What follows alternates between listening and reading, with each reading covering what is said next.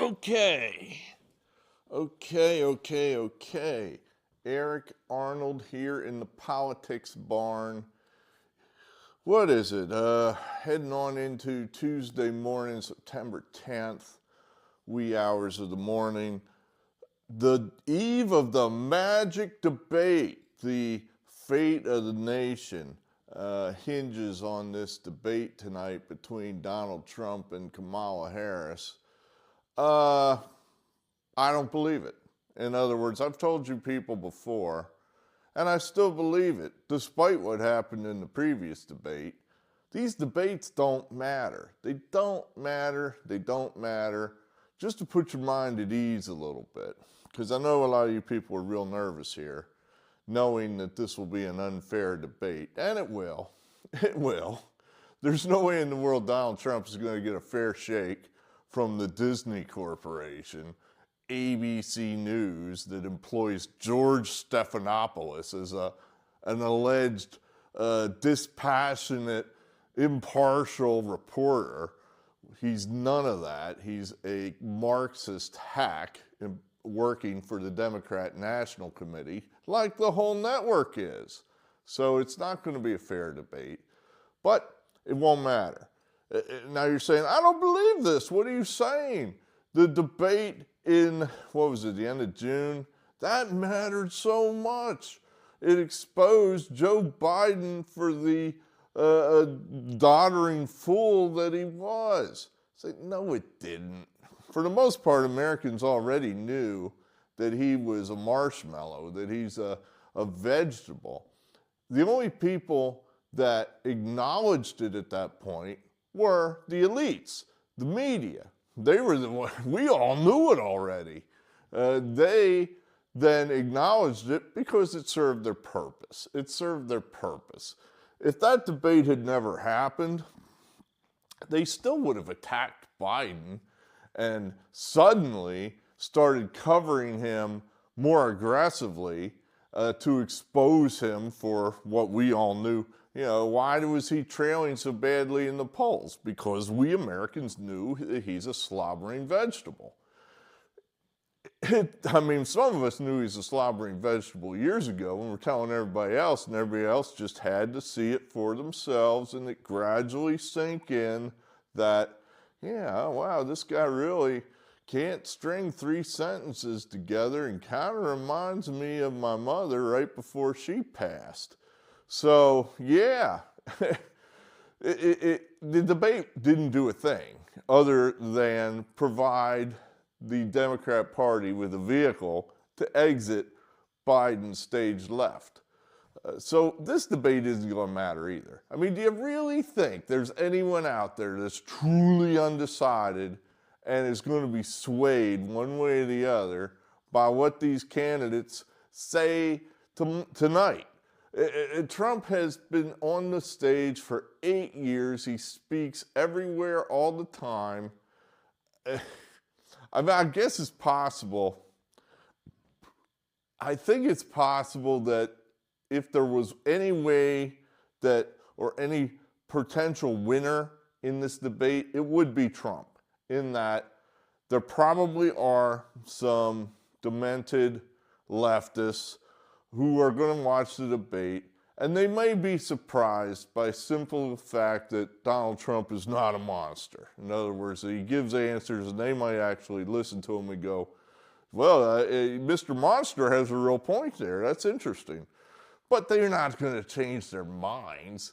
So they're too indoctrinated. They cannot. I guess it's possible that there could be somebody teetering on the edge. I'll give you an anecdotal story here that was related to me. Member of the inner circle. His stepson is a hardcore communist. Has been for probably his entire life, which is not totally unusual in that I firmly believe in the old Churchill quote that if a man is not a socialist at 20, he has no heart. If he's not a conservative at age 30, he has no brain. Well, this kid has no brain because he's now pushing 40 and he's still a Marxist. but he's gradually learning. You know, just reality punches this guy in the face every day. Every day he's punched in the face by reality. He lives in a blue city. He has a job in law enforcement, if you can believe that. So he's really punched in the face by reality, and he's just slowly getting it. Now, he's troubled by the fact that he has invested himself in the fact that Donald Trump's a monster. And, you know, like I said, people have taken that position. It's hard to come off that. Yeah, you know, it's almost like, well, I've committed myself and I've spoken so loudly and passionately about the monster that Donald Trump is, and now what am I supposed to say? Santa Claus? No, I can't. I can't come off that. I mean, I've got to keep up this facade that he's a monster, even though I don't really believe it. You know, how do I come off of that? You know, it's one thing to be wrong, but it's when you're that wrong, you know, how do you go well and say, all right, he's really not a monster? You know, they can't. So back to the stepson.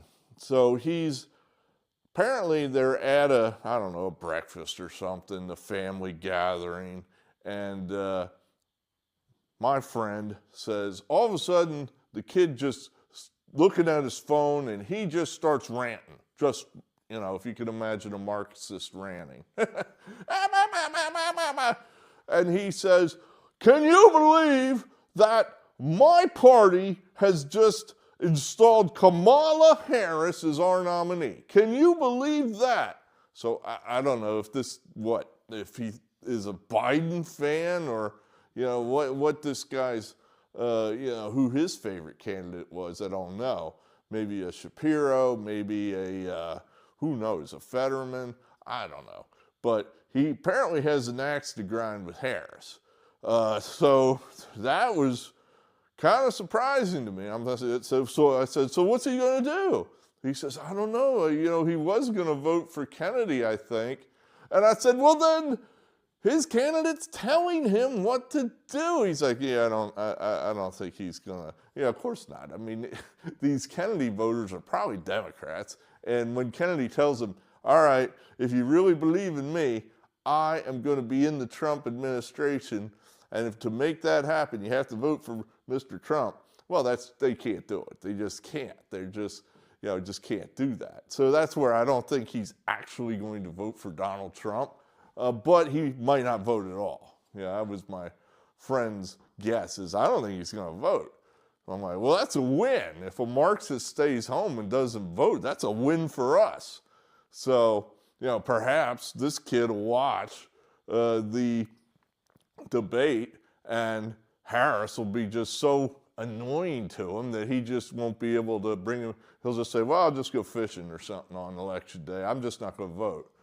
Win for us. So, yeah, I guess there are a few people that may watch this debate that could still be swayed one way or the other. Not many. This election is going to be one on turnout. Who is motivated to get to the polls? Hey, you know, the good news front. Right now, I believe Trump is winning. Right now. There have been a number of polls come out in the last few days. National polls, not the state polls, which I'd rather see some state polls, but everybody seems to think this New York Times Siena College is the gold standard of polling. It's like, you know, it skews, you know, 3 points to the Democrats historically if you look up their results from previous elections. So I don't know it's that good, but they seem to say, admittedly, it's far superior to the CNN poll. So that had Trump up 1.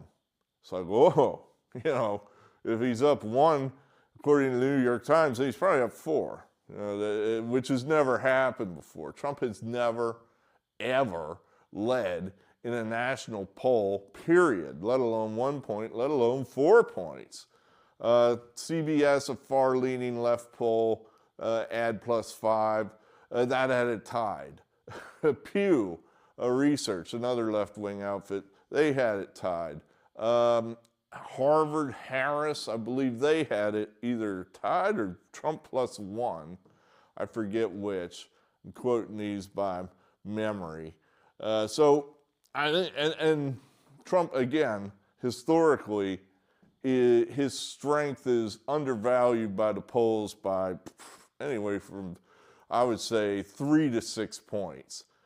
To have him actually leading. Now, your next question, if you're interested in statistics or politics, you're saying, well, what if they change their methodology? You know, these polls are tired of getting it wrong, so now they're starting to try to, you know, reach those unreachable Trump voters in these polls. No, I just don't believe it. People do what they've always done. They don't change. These guys aren't changing their methodology. They're just not. Could I be wrong? Sure. I said the same thing in 20. You know, what if they changed their methodology? Well, they didn't. They were just as wrong in 20 as they were in 16. The difference was Biden had a bigger lead in the polls than Clinton did. And it was still Trump almost pulled it out. So to have these polls show Trump even or slightly ahead, he's probably significantly ahead at the moment. Now, don't spike the football and don't get all excited. Remember, there's at least 2 to 4 points that the Democrats will always make up on Election Day through turnout, through their machine, through cheating, through whatever you want to call it. They are going to come up with those extra votes that Republicans just generally don't come up with. We're hoping that the Republicans will close the gap on that a little this cycle, just simply because ballot harvesting is no longer a dirty word to us. Voting by mail is no longer a dirty word to us for the most part. I mean, I've got one guy who's the most hardcore Trump person in the whole world. He's voting by mail. He kind of has to because he's an invalid, but he is voting by mail. So we'll see. All right, what else is in the news? Oh, I guess I always forget to check the time when these things start, and they always run long. Dick Cheney has endorsed Kamala Harris. Oh no, that does it. We've lost. If we don't have Dick Cheney, my God, we can't win. This will have absolutely no effect on the results at all. I almost think it might help Trump. Are there any people out there in politics that were more despised than the Cheneys? I mean, Liz Cheney lost her seat in her home state, allegedly. She's really from Virginia or suburban Washington, but she claims Wyoming as her home state. She lost as an incumbent by, 37 points? It was 66 to 29. My Twin Valley math tells me that's 37. That's less than 30% as an incumbent in a, well, that's her problem. It's a conservative state. She is a Democrat. So Hillary Clinton probably would pull more votes than Liz Cheney did. Just terrible, but they don't care. They don't care. And you're seeing a complete realignment right now of politics. What with Robert Kennedy Jr. coming over to the Trump team, I think as long as the Republican Party stands for what Donald Trump is speaking about, he's not there because of the winning personality of Donald Trump. He's there because of the policies that Trump is promoting. And I think that the Republican Party could become a very powerful force in America that may shake up some of these traditional blue states or perhaps traditional red states and make them purple. It's no longer, the Republicans are no longer the party of the rich, the corporations. We'll do anything to make sure we have open borders and tax cuts. It's, the Republicans are the ones that are supporting the working man. I think there may be more younger people that look at the Republican Party and say to themselves, man, some of that stuff they're talking about is kind of what I think. Even though I've been told that they're all Hitlers and Nazis over there, but they talk about not wanting to get into these endless wars, and it seems like most young people are down with that. They talk about controlling who comes into this country, and a lot of poor people care about that because they're the ones that are competing directly with these undocumented, illegal, whatever you want to call them, migrants that are coming in here. They're trying, it's like the migrant shows up and says, I'll do it for $1 less than that guy. And he says, well, but he was about to give the job to me. But now you come here and say you'll do it for $1 less. As George W. Bush infamously, I would argue, or famously, I say infamously, said, hey, they're just jobs that Americans just don't want to do. So that's the way that goes. You don't want to pick that lettuce. We need Mexicans to do that. Well, shit, if you paid these people a decent wage to do that work, then Americans would do that work. The elephant in the room when you talk about this type of stuff is our welfare system, which in a completely bankrupt society like we have, you would wish at some point people would seriously talk about, hey, it's time that we yank this safety net out or lessen it or something, because we can't afford it. It's counterproductive to everything we do in this society. Instead of that guy going out there and doing a job, he sits at home and gets paid to do nothing. And then he's poor, of course, because it doesn't really give him that much money, but he's not contributing to society. He's a drain on society. But, no one wants to talk about that, not until things really collapse. Then we might look at it and go, geez, we really can't afford that, can we? But yeah, the Republicans are now definitely the party of the, I would say, lower middle class, upper middle class, the real poor people, the people that lay at home and get welfare. They're Democrats. They want the gravy train to keep going. They are not interested in getting a job. Those are Democrats. The Democrats will always pay those people, always shovel money at them, not give them opportunity, not give them a chance to educate their children. They'll just keep shoveling money so they can just make that much of a living. See, that's where they want all of us. That's communism, where everybody gets the same shitty piece of the pie, and we all make just enough to survive, while, say, an elite 5 to 10% make out like bandits, and the rest of us can suck on it. And that's where they want to take this country. But, yeah, I hate like hell that we're going to have a debate tonight. And you know what's not going to be brought up once, and it's the most important issue in this whole election. It's the whole reason, not the whole reason, but the primary reason I'm voting for Donald Trump, and that's freedom of speech. Freedom of speech is in danger right now, like it never has been before, and Kamala Harris is going to just continue this war on freedom of speech. I was trying to think, I already gave you one episode, I said this is what would have happened if Trump had his head blown off, and it was a pretty dark picture. Let's just go ahead and say, well, what if she wins? Let's do it the other way around. Let's do, what if Trump wins? What if Trump wins? What happens?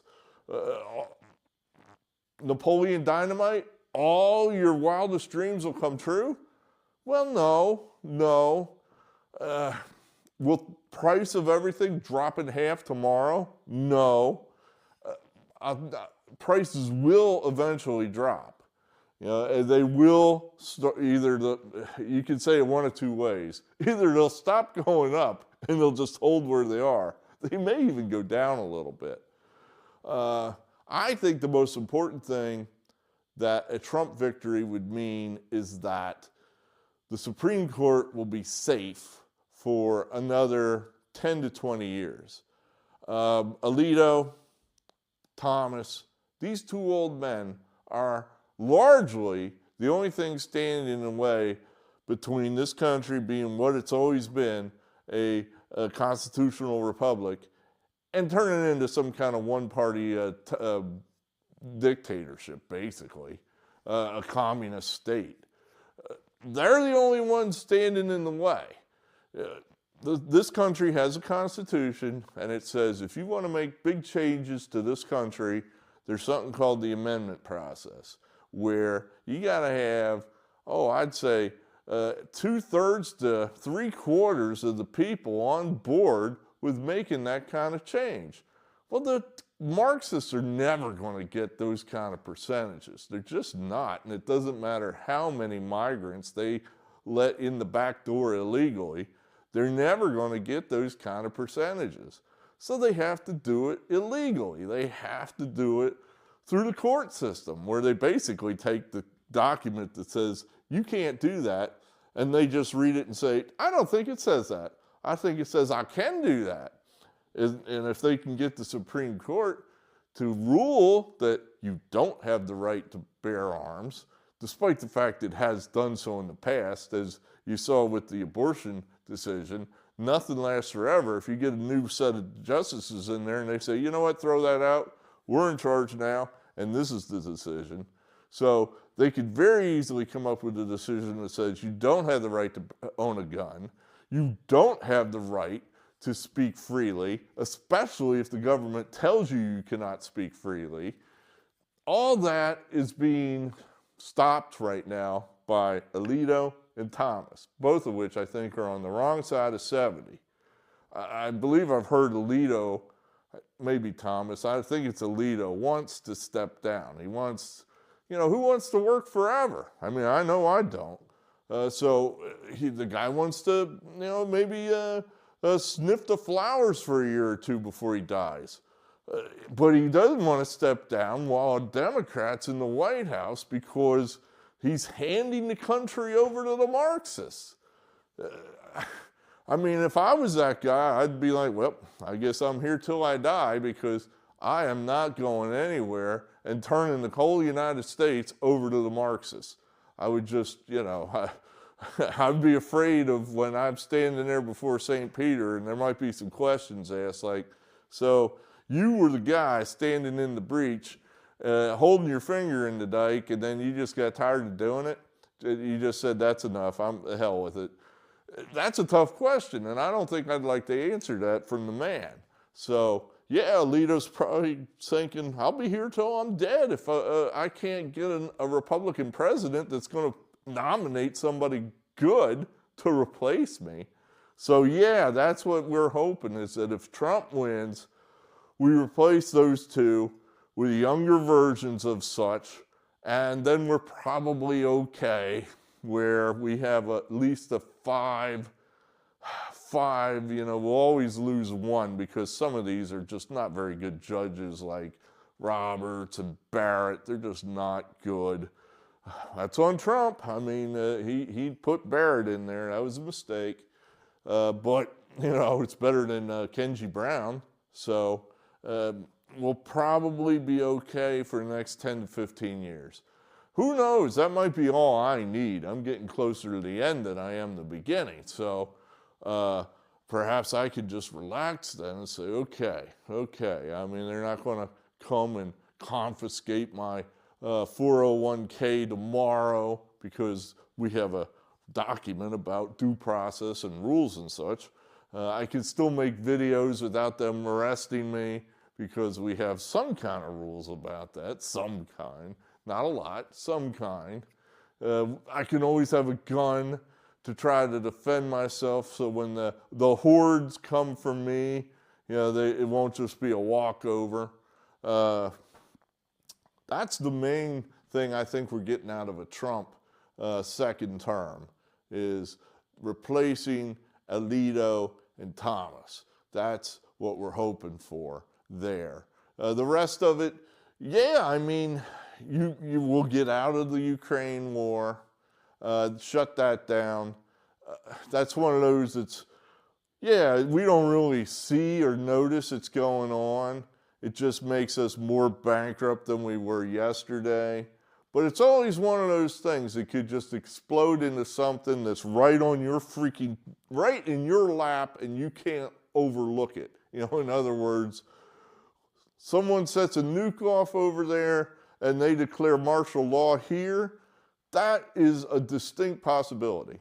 You know, if they start firing nukes off over there, definitely possible.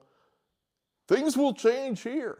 They will not just let that go. They're not going to just let you go fill up your car with gasoline like you would normally. Things would change. And you're not going to be asked about whether or not you approve. They're just going to tell you.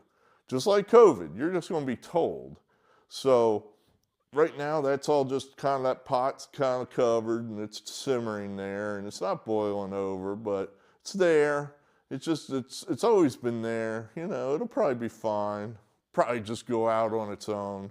Or it may explode. You know, it won't explode if Trump is president. That I'm pretty confident of. The Middle East, same way. You know, if all of a sudden Israel just starts laying waste to Iran and what have you, you know, that could lead to some kind of blowback. I was thinking about that when I was looking at the Cheney endorsement, and I looked up old Ron Paul. You know, that's kind of where my thinking, you know, if I could vote for anybody for president, I would probably vote for Ron Paul. I supported the war in Iraq, however many years ago that was, 22 years. Yeah, I was like everybody else. Hey, yeah, let's kick some ass. I mean, this sucks. These guys blew up shit on our border over here. Let's get these sons of bitches. Let's go do it. You're telling me Iraq really doesn't have nothing to do with that? Oh, but they got weapons of mass destruction. Okay, that's enough for me. Let's go do it. And then there weren't any. There weren't any weapons of mass destruction. And then the same people, his daughter being one of the worst, sit there and lecture me about January 6th as if that's some giant goddamn crime of which Donald Trump needs to be put in a cage until he dies. That's what they're saying. That Donald Trump, because of the actions on January 6th, Donald Trump needs to be put in a cage until he dies.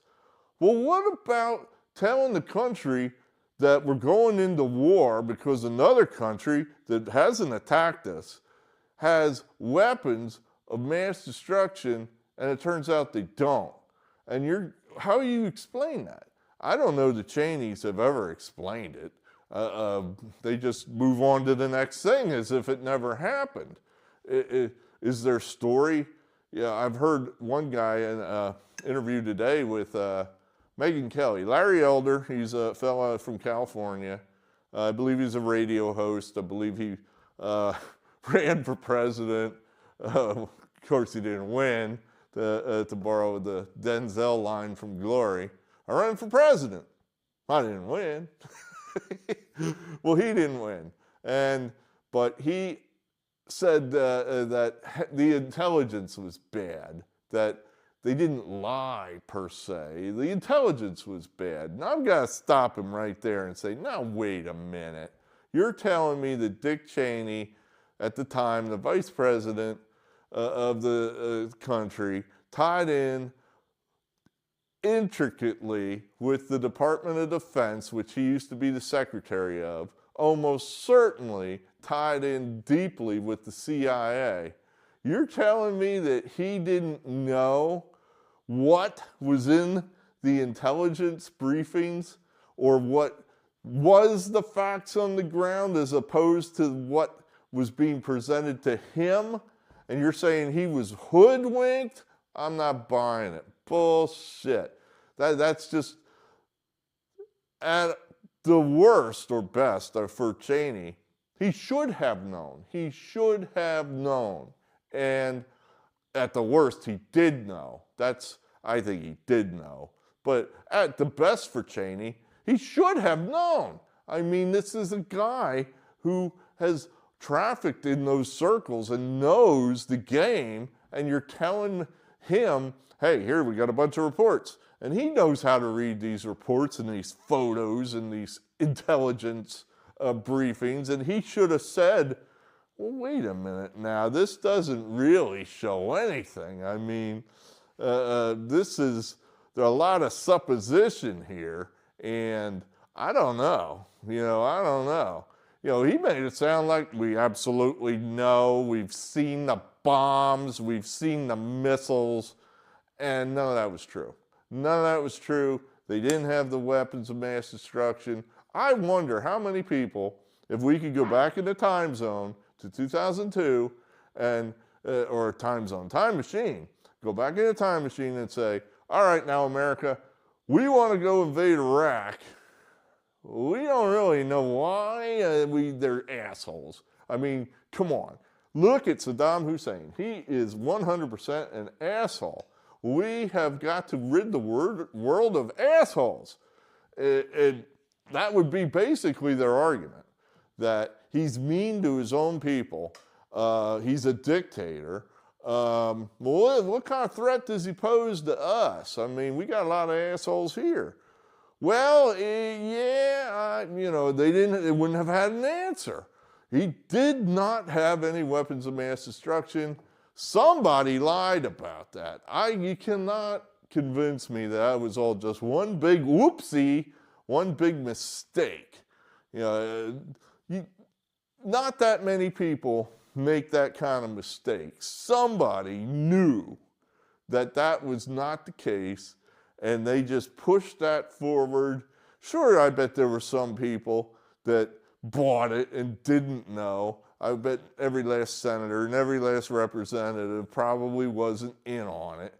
I would bet the guys on the ground of those circles, like Lindsey Graham, John McCain, they probably knew. They probably knew. Hey, the intelligence on this is really kind of iffy.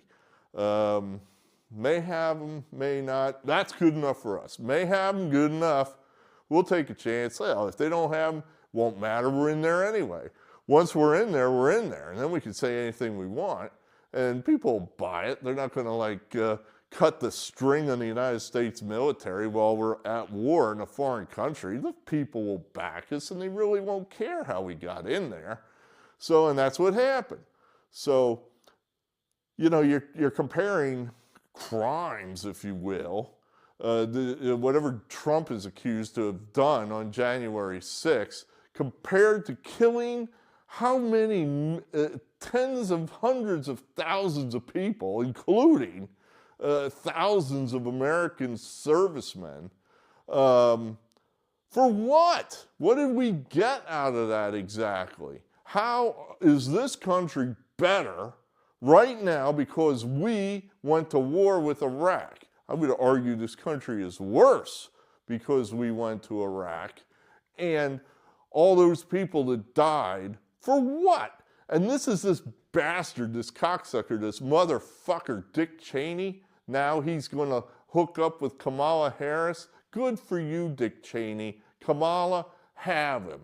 You can have his crooked ass and his goddamn daughter, too. Take them both.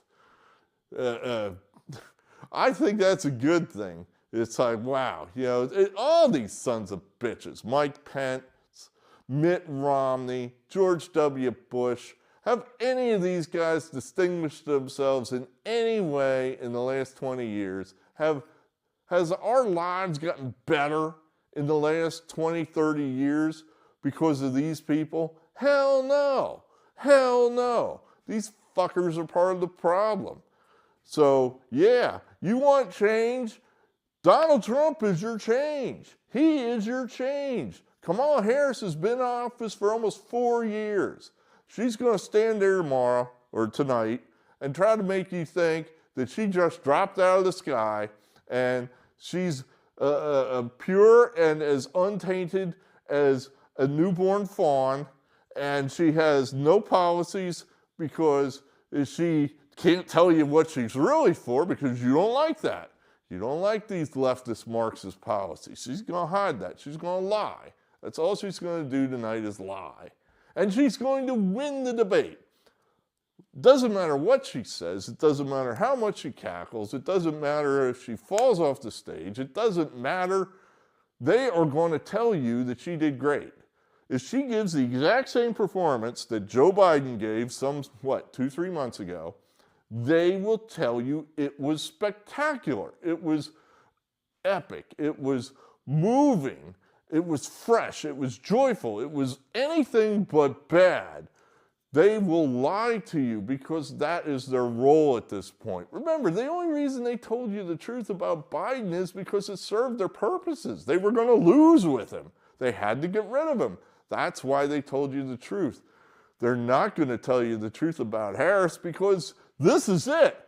She is the candidate. So they have got to win with Harris. I think that's one of the reasons why they're going to go so hard here with, I don't think they're rolling over. I think they see how close they are to the end in that we've almost got the country. We've almost got it. We're just missing the Supreme Court, basically. 2 old dudes are all that stand between them and total control of this country. They control the newspapers. They control the internet. They control big tech. They control the educational systems, the high schools, the elementary schools they control, the nursery schools. Of course, they control the colleges, the upper educational systems. They control the politics. They control the corporations. Is there anything I'm forgetting? They control the movies. They control your entertainment. They control sports. You can't even watch the NFL without seeing on the back of a helmet, "Stop hate. Stop hate." It's like, wait a minute now. So if Hitler was here, I shouldn't hate him. If there was some monster here that's killing everybody, I shouldn't hate him. Stop hate. It's like, well, no, we have to love our enemies, I guess. I mean, you got me there. Jesus did say love our enemies.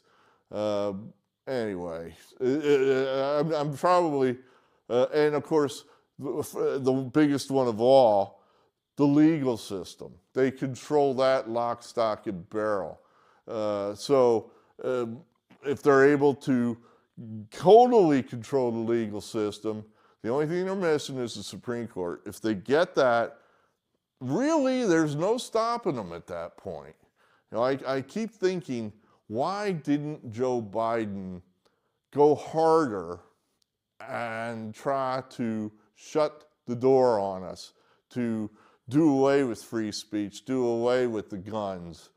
He really, he did attack free speech continually, repeatedly. He could have done worse, frankly. Why didn't he? Well, he didn't have control of the Supreme Court, for one thing. He knew that if he went too hard, he would be reversed. He would be shut down. So there was only so much he could do. Plus, he had just the barest of majorities in the Congress, so he couldn't totally just go hog wild without losing people. The Congress people want to be reelected, and you can only pay them off so much. So I also think about the frog in the pot, that if you throw a frog into a pot that's full of boiling water, the frog jumps right out. It goes, ouch, my ass, that hurt. But if you sit a frog in a pot of water that's at room temperature and you gradually just keep turning up the heat on it, just a little bit at a time, the frog stays in. The frog stays in. Eventually you got a dead frog. that the frog will just be cooked to death, and it will never actually figure out that the water's just getting hotter and hotter and hotter, and it's bad for its health, and eventually it'll kill it. Well, that's like we are. So you can't just throw us into a boiling pot, because the American people will rebel. But if we're in the pot, and we certainly are, and they're gradually turning up that heat, they can't turn it up too fast, though. We might jump out and rebel. So that's what's going on. They're gradually turning up that heat, gradually turning up that heat. In a Harris administration, which probably would last 8 years, they may be able to turn it all the way up and kill us. Just, what is it now? 120? 120 in the hot tub? Oh, that's so warm. Yay, I'll just die at that point. So, we're close. And like I said, they're not going to say one word about free speech tonight. Not one. Not one. And that's, they're not letting Donald Trump speak freely. He's not allowed to say, hey, I think that election was fraudulent. I think it was stolen. He's on trial. They're going to try to put him in a cage for the rest of his life because he said that. They're not going to, certainly they wouldn't let us speak freely about the COVID. I myself was censored twice because of that. Well, I take that back. I was censored once for saying the election was stolen, and the other time was because of the COVID. So, they censored and stole the election by censoring the Hunter laptop story. What's that? I mean, how is that not a crime that surpasses by a factor of 10 whatever happened on January 6th? These motherfuckers lied. They lied. They knew that laptop story was authentic, and they went out there and told you it was the Russians, and they told all the big tech oligarchs who were dying to censor it anyway, hey, you can't say anything about that. You just can't, because it's not accurate. The story is not accurate. It's a lie. It wasn't a lie. They knew it. They lied. That is stealing an election. I would argue that's treason. If Donald Trump really wanted to have some fun, that's why I think these communists, when they're rattling off at the mouth about, oh my God, Donald Trump's going to be a dictator. He's going to be a dictator. Well, what he could do is he actually could hold you people to account for those lies like that. He could actually get his attorney general to go in there, because really the facts are pretty much undisputed. The laptop was authentic. You guys ran around and told lies. It's pretty much documented all throughout the government documents that you knew the thing was authentic.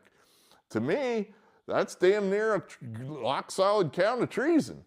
And if he would do that, problem is he would have to probably bring the charges in the District of Columbia, and it wouldn't matter what you did in that Marxist hellhole. You're never going to get a fair shake if you're a conservative in that hellhole, so, there's no point in doing it. But the point is that these Marxist bastards have done things much worse, much, much worse than anything Donald Trump has ever done, been accused of doing, whatever. So right now, Trump's winning. I don't know anything that's going to happen tonight is going to change that. It's all about turnout. It's all about turnout. It's all about who's motivated to go get out there. Right now, I kind of think the Republicans have an edge there. I did see my first Harris sign today here in my town.